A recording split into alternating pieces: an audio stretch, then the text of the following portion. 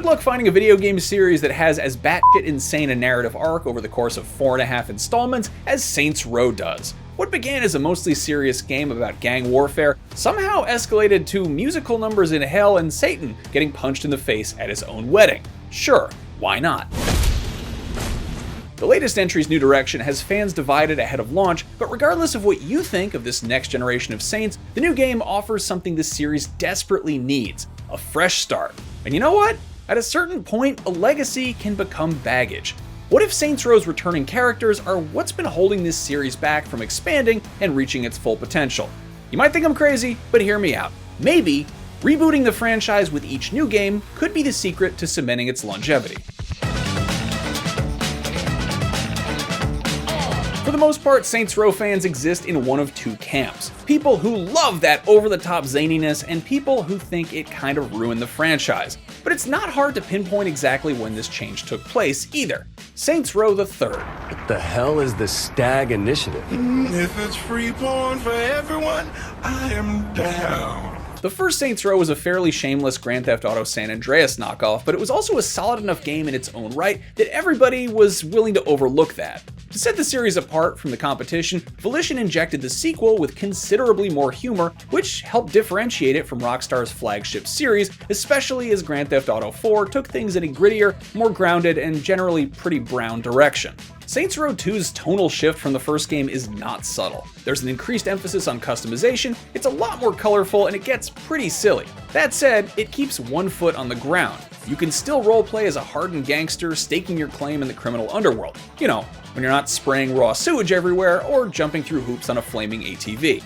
It's hard to say if Saints Row 2 is in fact a fan favorite or if Saints Row 2 fans are just the most vocal, but you don't have to look far to find people who say this was the high point for the franchise. Saints Row the Third is where the series jumped the shark, deliberately and unabashedly. It actually went a step further than jumping the shark by adding a gun that shot shark attacks as DLC. The third game might not have been a reboot, but it was certainly a rebrand. In addition to moving to a new city, the entire world got a fresh coat of glossy purple paint and a more stylized aesthetic that made it a bit more cartoony, but also a lot more visually cohesive. The premise of Saints Row the Third was self-aware. The Saints had made the leap from a street gang to a lifestyle brand that had its own energy drink. They had sold out. The tone of the third basically acted as a meta-commentary of THQ's decadent marketing for the game, while also making that marketing totally on brand. Plus, it was kind of a nice commentary on escalation. What happens when your gang takes over the city and gets comfortable? The in-your-face style was received well by many, getting the attention of a whole new audience, but it was also divisive among existing fans. Saints Row the Third could have been a reboot, but instead it kind of painted itself into a corner. It simultaneously saw the return of familiar characters from the first two games, but it also raised the stakes to unrecognizable heights. It was hard to take seriously because it didn't want players to take it seriously, but after becoming invested in the ongoing story established by the first two games, that alienated some of the fanbase. Take Johnny Gat's narrative arc, for instance. Gat himself might often play the part of comic relief, but he also played a key role in the Saints' takeover of Stillwater in the first game, and his character was fleshed out through his relationship with Aisha. In the sequel, Gat became your second in command, but in the process of retaking the Saints' turf, his actions led to Aisha being gruesomely beheaded. In the third game, Gat got killed off early on by the Syndicate, which both established these new antagonists and acted as a catalyst for the Saints to seek revenge. But it's not hard to see how treatment of a character like this might sour fans who'd spent two games getting to know him. But don't worry, because none of it mattered. It turns out that Johnny was still alive, he was just trapped in a simulation because aliens had taken over the Earth. And it's up to the player to rescue him, which they do by playing through a 16-bit side-scroller recreation of the brutal murder of Aisha from Saints Row 2.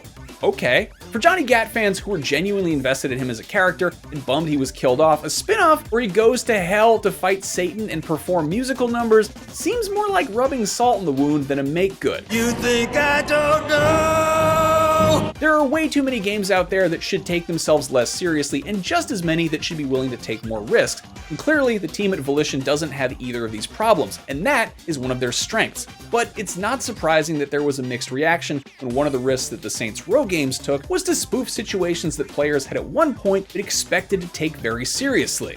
It's a delicate balancing act for a sprawling video game to tell a compelling, heartfelt story about the criminal underworld across multiple installments, while also letting the player wear silly costumes and beat people up with inappropriate objects. And really, Yakuza kinda has that market cornered, and you don't fuck with the Yakuza.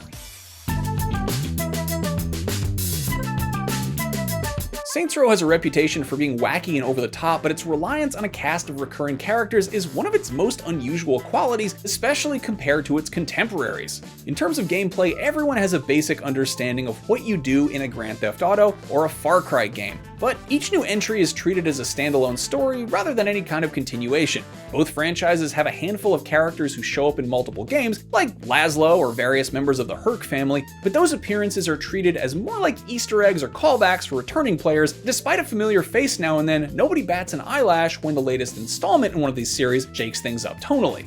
Far Cry 3 was often hilarious on a mechanical level, like when you set a bear on fire and then the bear runs into the enemy's camp and they go into gasoline and then everything else is suddenly on fire. But the campaign took itself pretty seriously, often going to some pretty dark places. Shockingly, there wasn't any notable backlash when the follow-up was Far Cry 3 Blood Dragon, a neon-soaked direct-to-video lampoon of video game tropes that was initially revealed as an April Fool's joke. It didn't hurt that Blood Dragon was a budget-priced spin-off rather than a full-priced mainline entry in the series, but the conversation wasn't focused on how Far Cry was getting too silly. In fact, it's since become kind of a fan favorite, and it's even getting turned into a Netflix animated series, which will almost definitely be the best Far Cry adaptation to date. It's not exactly a high bar. So you are the cause of my recent troubles. I'm just the driver. Since Blood Dragon, Ubisoft found an interesting cadence for the Far Cry series. Each numbered mainline entry since 3 has been followed by something a little offbeat. Far Cry 4 was followed by Far Cry Primal, which boldly took place 10,000 years earlier, replacing all the machine guns and flamethrowers with an entirely Stone Age arsenal. After a few bits of DLC involving a zombie outbreak, spiders on Mars, and the Vietnam War, Far Cry 5 got a semi-canonical sequel with New Dawn, which took place in a post-apocalypse 17 years after a nuclear war that was the main game's bad ending. None of these made as much of a splash as Blood Dragon, but the discourse around them was never about Far Cry deviating too much tonally. If anything, people complained about the exact opposite, that the gameplay hasn't changed enough between each game. But hey, Far Cry isn't Ubisoft's only open world game where you climb tall shit to make more icons appear on your map, and one that has taken a more serialized approach to storytelling is Assassin's Creed. You would think that the idea of running around stabbing people in different historical periods would be enough of a hook, but the first few AC games were strung together with an ongoing story involving secret societies, shady multinational corporations, and ancient technology masquerading as biblical fruit that may or may not have been created by aliens, and also Nolan North for good measure.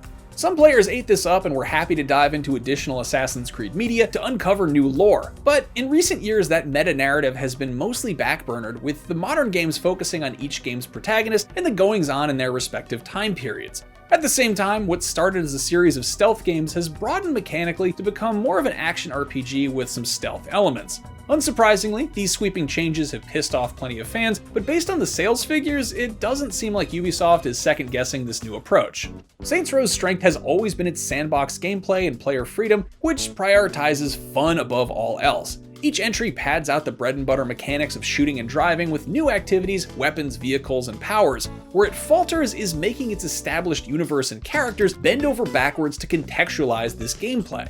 Saints Row the Third had some absolutely killer additions mechanically. The VTOL jet and the Spectre hoverbike would be right at home in any serious sci-fi game, and using them to zip around Steelport is a blast. Meanwhile, launching yourself or a friend into orbit with Professor Genki's Manapult is equally fun, but in a completely different, more cartoony way. And it's kinda hard to draw a line that connects a street-level gang to a high-tech paramilitary organization and a Japanese game show hosted by a giant pink cat mascot in a way that contextualizes why these things are all in the same game.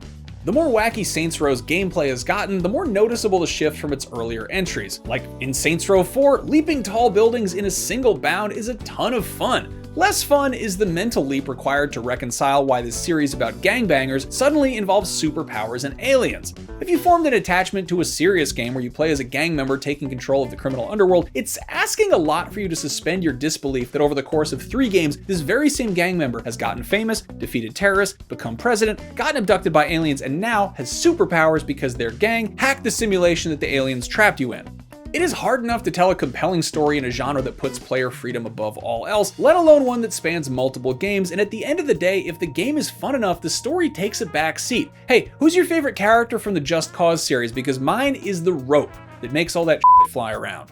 When it comes to open world games, Volition is a much smaller studio than a lot of their competition, but they're scrappy. Saints Row grew from an off-brand GTA to totally its own thing. With this next game, it's hopefully once again reinventing, or at least solidifying what that thing is, and I don't want the series to stop there. Every town has a third street, so every third street might as well have its own gang of saints. Maybe they're gangbangers, maybe they're celebrities, maybe they have superpowers, maybe they're a bunch of hipster millennials whining about student loans, but I don't want them to wear out their welcome or stretch themselves too thin. Side note, is there an age requirement to be a saint? Because if Rockstar isn't going to make a new bully game, somebody should meet that demand. Anyway, if you want more Saints Row, check out the review for the new game. I have no idea what we're giving it because I'm recording this before it's written. And if you want to check out some of the stuff you can do in that game, I almost guarantee you we put up a montage of a bunch of silly shit messing around in the open world. For everything Saints Row and GTA and probably not Bully, keep it right here on IGN.